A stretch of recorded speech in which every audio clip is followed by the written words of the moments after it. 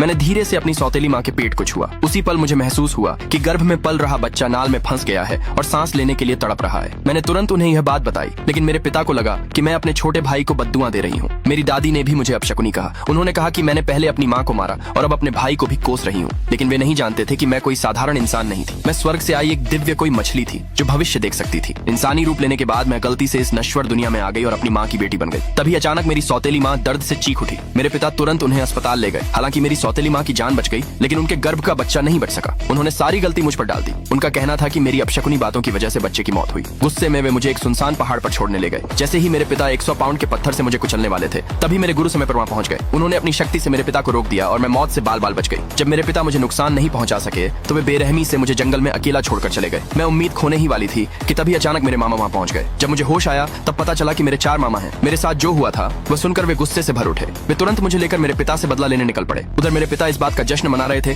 कि आखिरकार उन्होंने मुझसे छुटकारा पा लिया। तभी मैं अचानक उनके सामने आ गई। मेरे पिता और उनका परिवार मुझे जिंदा देखकर दंग रह गए। मेरी सौतेली माँ ने फिर से मुझे नुकसान पहुंचाने की कोशिश की, लेकिन मेरे बड़े मामा ने समय रहते उन्हें रोक दिया। उन्होंने मेरे पिता के परिवार से मुझसे माफी मांगने को कहा, लेकिन उन्होंने माफी मांगने के बजाय मेरे बड़े मामा का मजाक उड़ाया और उन्हें गरीब कहकर अपमानित किया। उन्होंने मेरी माँ का जेड पेंडेंट निकालकर मुझे घुटनों पर बैठकर माफी मांगने के लिए मजबूर किया। जैसे ही मैं घुटने टेकने वाली थी, तभी मेरे दूसरे और तीसरे मामा वहाँ पहुंच गए। उन्हें देखकर मेरे पिता का पूरा परिवार डर के मारे घुटनों पर बैठ गया और दया की भीख मांगने लगा। लेकिन अब बहुत देर हो चुकी थी। जैसे ही मुझे मेरी माँ का जेड पेंडेंट वापस मिला, मेरे चौथे मामा ने तुरंत उस घर को गिराने का आदेश दे दिया। इसके बाद मेरे मामा मुझे अपने घर ले गए। मेरी नानी मुझे बहुत प्यार करती थी, लेकिन मेरी मामी मुझे अपशकुनी मानती थी और जानबूझकर मुझे परेशान करती थी। अपने मामाओं को परेशानी से बचाने के लिए मैंने घर छोड़ने का फैसला किया, लेकिन तभी मेरे मामा ने मुझे रोक लिया। उन्होंने मामी को डांटा और मुझे खुद मेरे कमरे तक छोड़ने की तैयारी करने लगे। लेकिन जैसे ही वे मुड़े, मेरी मामी अचानक बेहोश होकर गिर पड़ी। अब क्या मुझे उनकी जान बचानी चाहिए? अगले भाग के लिए नीचे कमेंट में यस लिखे।